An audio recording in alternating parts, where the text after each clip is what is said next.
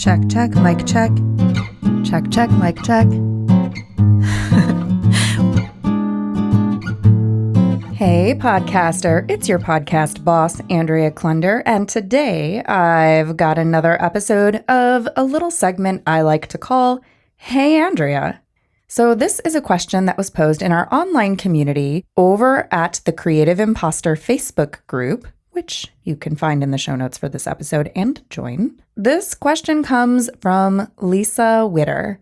Lisa says, Hey, Andrea, will one of your podcast epis feature a list of equipment you started with, like from the very first episode you ever recorded, and how those items have changed or morphed over time, like what you kept, what you upgraded, what you've jettisoned? Asking for a friend. Okay, first of all, props for using the word jettisoned. Love that language so much. Okay, very beginning times of the Creative Impostor. Here is the truth. I had a bit of equipment already, and a lot of it I'm actually still using 3 years later. Right now, the microphone that I'm speaking into is an MXL 990 condenser microphone. It is not a super expensive microphone, but it is one that I happen to have because somebody left it at my house after overstaying their welcome and not paying rent. Long story. So the MXL 990 condenser microphone uses an XLR input. That's the little 3-prong plug. And I have it on a desktop microphone stand made by Proline that has a boom arm on it. So that means it's not a little tiny microphone stand on a tripod that you have to prop up high to make the right height to fit your mouth so you don't have to lean forward. It sits on the desk and you can swing the boom arm to get closer or further away from your mouth as desired. I'm using a very simple pop filter, and that microphone is plugged into a Zoom H4n handy recorder. This piece of equipment I got familiar with because my partner is a filmmaker and had been doing some field journalism for sports reporting and already had this recorder. And he suggested I try using it rather than recording directly into my computer or as a secondary place to record, like when I do interviews. The thing I love about using the Zoom recorder is that I am not using my computer. I'm not dependent upon it. The Zoom recorder is small, it's powerful, it doesn't do a million things. It's designed to just record audio. So if I do want to move locations, if I do want to change my setup, if I don't want to drag my laptop with me, if my laptop is distracting me, if my laptop is running really hot for some reason and making all these whirring fan sounds, I know. None of that is going to go into my recording. So of course, that's just for solo episodes like I'm recording right now where it's just me talking. I do use my laptop for interviews, but actually when I'm recording on my laptop, that's my backup copy and my primary copy is going into the Zoom recorder. So MXL 990 condenser microphone on a desktop stand with a boom arm, a pop filter, and the Zoom H4n handy recorder, connected by an XLR cable. All of that has been the same from the beginning. And that's basically what I use for my solo episodes and for most Podcast Envy episodes.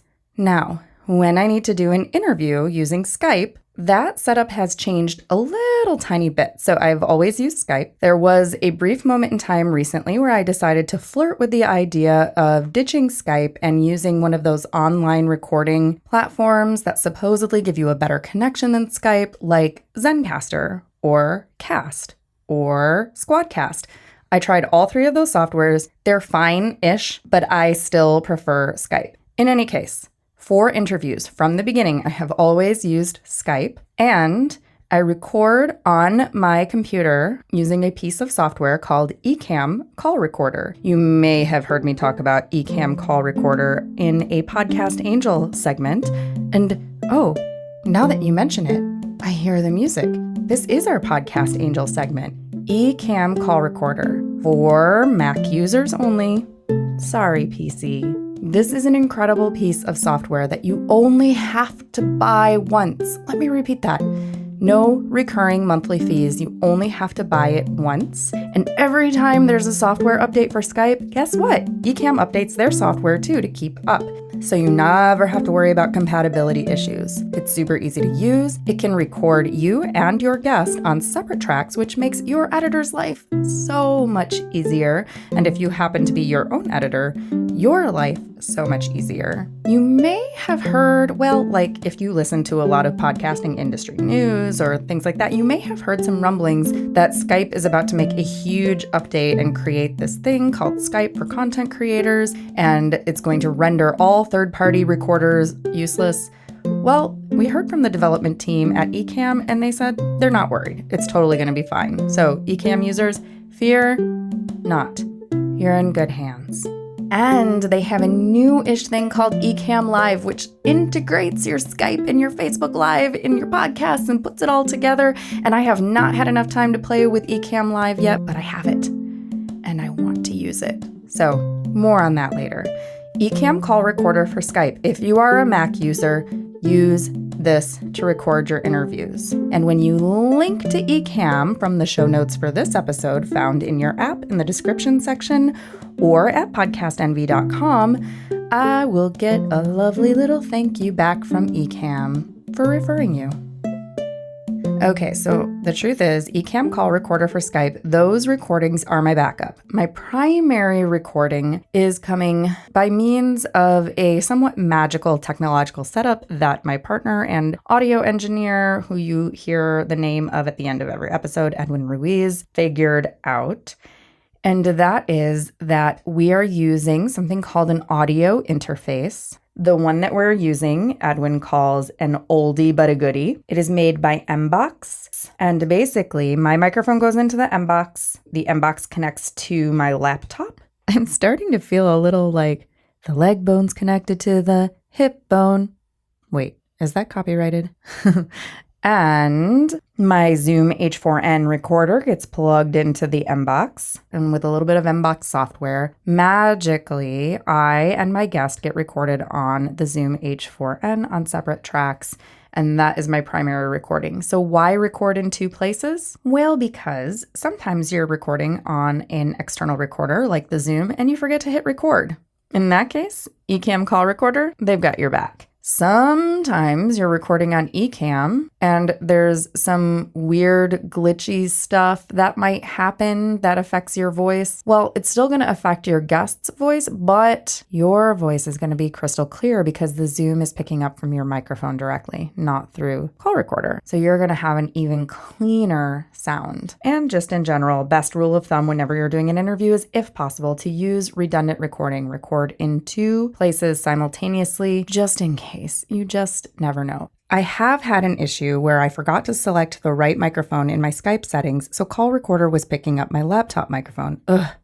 But my Zoom sounded just fine. And I have had problems on the Zoom where for whatever reason the settings were not quite right, and or a connection was bad, and or I forgot to hit record, in which case it was a great thing that I had the Ecamm backup. So redundant recording in two places. Now, I have always been recording my interviews this way from the beginning of time for the Creative Impostor. However, the MBox is a different piece of hardware than what I was using before. I was using a little mixer, a Behringer Xenix XENYX something 4-channel mixer, and that was plugged into an audio interface, and it worked fine in the beginning, but at some point in time we started having weird static problems and connection problems, and we decided to ditch the mixer and just go straight through the MBox, and now everything is cleaner and happier and all is good.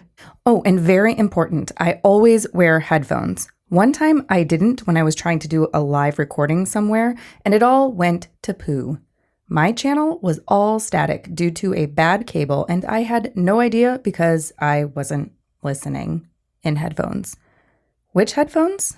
I almost don't want to tell you because they're the best kept secret, and I love feeling like my apprentice Maddie and I are the only two people in the whole world who have them, even though that's obviously not true. I love symphonized headphones. Now, I will warn you, they tend to run a little bass heavy, but I kind of like that. They are wood and chrome, so super stylish, and I love the way they sound and feel. So, not a lot has changed.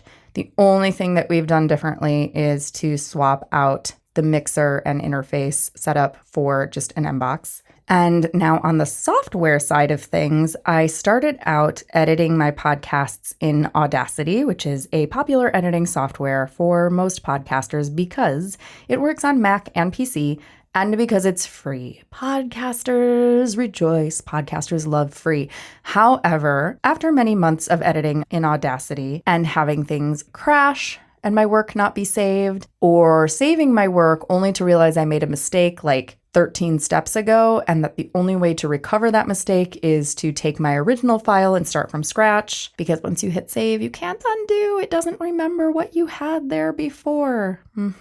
I just wanted to stick my thumb in my eye. So I finally upgraded my editing software to Adobe Audition, which is not free. But I love Audition so much more. It's a little bit steeper of a learning curve, little bit, but nothing you can't learn. If you've already learned GarageBand or Audacity, you are well on your way to learning Audition. So many more options, a little bit more professional sound once you know some tricks of the trade. And you know what? You can edit in a non-destructive way. So whereas once you hit save, Audacity doesn't remember what used to be there before you deleted it, Audition remembers. It knows what the original file was, and you can undo anything that you did previously. It has saved me so much drama in my life.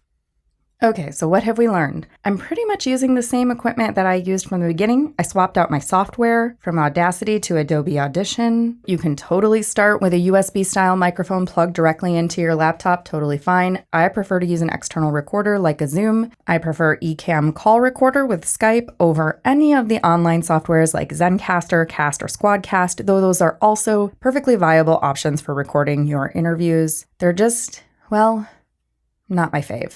And if you would like to see this super magical hardware setup that we are using to have an external recording separate from your computer for your interviews, we've got you covered. In the show notes for this episode and at podcastenvy.com, you can get a nifty little cheat sheet from Edwin. Details are in the show notes for this episode and at podcastenvy.com. That was a sneaky little podcast angel. Okay, there's been your super techie Hey Andrea segment of Podcast Envy. And hey, if you're loving this podcast, I would love if you shared it with all your podcasting friends. I would also love to have some more ratings and reviews in Apple Podcasts. So if that's where you happen to be listening, drop me a rating or review so I can share it on the show. And if you have a question for the Hey Andrea segment, go ahead and email me, Andrea at thecreativeimpostor.com. You can attach a voice memo, and if I like your question, I'll answer it on a future episode. Last but not least, if you are joining me for Podcast Movement in Philadelphia this July, please check out the evolving schedule. I'm going to be speaking about setting up a community-based podcasting mentorship program at a local high school for students with diverse learning challenges, and how you can do something like that too. Details at podcastmovement.com, and I will see you there. Podcast Envy is produced by your podcast boss, Andrea Klunder. That's me. The Podcast Envy theme music is by Valentin Sosnitsky, courtesy of the Free Sound Project at freesound.org, and our podcast Angel music is by Benjamin Mastropolito, also on freesound.org as Lemon Cream. All music is licensed under the Creative Commons. Our episodes are mixed by Edwin Ruiz. And hey, if you want your show to sound as good as ours, hire us. Put the magic audio mojo of the Creative Impostor Studios to work for you. Thanks so much for listening, and here's to making your podcast the envy of everyone else.